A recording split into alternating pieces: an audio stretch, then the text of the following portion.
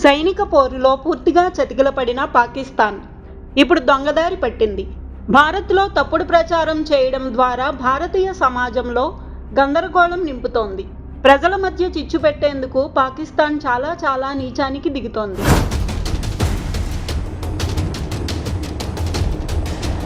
పాక్పై భారత్ చేసిన ఆపరేషన్ సింధూర్లో అత్యంత కీలక పాత్ర పోషించి భారతీయ సైన్యం అధికార ప్రతినిధిగా కల్నల్ షోఫియా ఖురేషీ ప్రశంసలు పొందారు.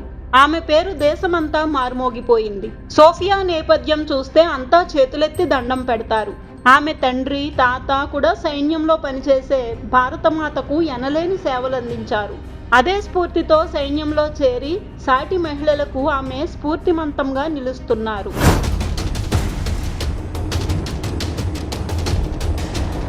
ఇప్పుడు కల్నల్ షోఫియా ఖురేషీ మీద పాకిస్తాన్ దౌర్భాగ్యులు పగపట్టారు. సోషల్ మీడియాలో ఆమె మీద తప్పుడు పోస్టులు పెడుతూ దుష్ప్రచారానికి దిగారు. తాజాగా కల్నల్ షోఫియా ఇంటి మీద దాడి జరిగింది అంటూ ఒక్కసారిగా హడావుడి మొదలుపెట్టారు. ట్విట్టర్ వేదికగా అనేక హ్యాండిల్స్లో ఈ వార్తను పదే పోస్ట్ చేస్తూ కలకలం రేపేందుకు ప్రయత్నం చేశారు. కల్నల్ షోఫియా ఖురేషీ ఇంటిపై సంఘ్ కార్యకర్తలు దాడి చేశారంటూ రాష్ట్రీయ స్వయం సేవక్ సంఘంని వివాదంలోకి లాగేశారు. కర్ణాటకలోని బెళగావి జిల్లా గోకాక్లో ఉన్న ఆమె కుటుంబ సభ్యులను స్వయం సేవకులు గాయపరిచారంటూ సంబంధం లేని చిత్రాలపై షోఫియా ఫోటో వేసి ఇష్టానుసారం రాసి పడేశారు. ఎక్స్ ఖాతాలో @udnanis867 హ్యాండిల్ ద్వారా ట్వీట్ చేశారు. ట్వీట్లో RSSకి వ్యతిరేకంగా రకరకాల హ్యాష్ ట్యాగ్స్ పెట్టి వదిలారు.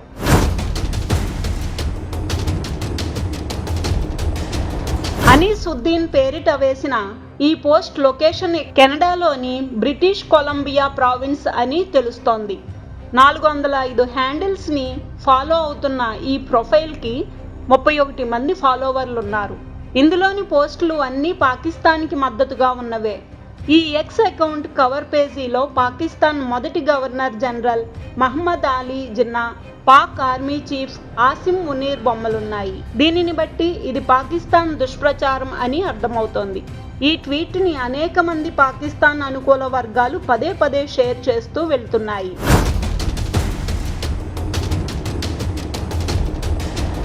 ఈ సంగతి తెలుసుకున్న వెంటనే పోలీసులు రంగంలోకి దిగారు. కల్నల్ ఖురేషీ ఇంటికి వెళ్లి వాకబు చేసి వచ్చారు. అక్కడ ఎటువంటి దాడి జరగలేదని నిర్ధారణ చేసుకున్నారు. RSSపై తప్పుడు ఆరోపణలు చేసి ఈ ట్వీట్, దానిలో ఉన్న ఫోటోలు, రాతలు అంతా తప్పుడు సమాచారం, పూర్తిగా ఫేక్ అని తేల్చారు. మీడియా ప్రతినిధులకు సమాచారం ఇచ్చిన జిల్లా SP భీమశంకర్ ఈ ట్వీట్ పోస్ట్ చేసిన వారిపై దర్యాప్తు చేసి పట్టుకుంటామన్నారు.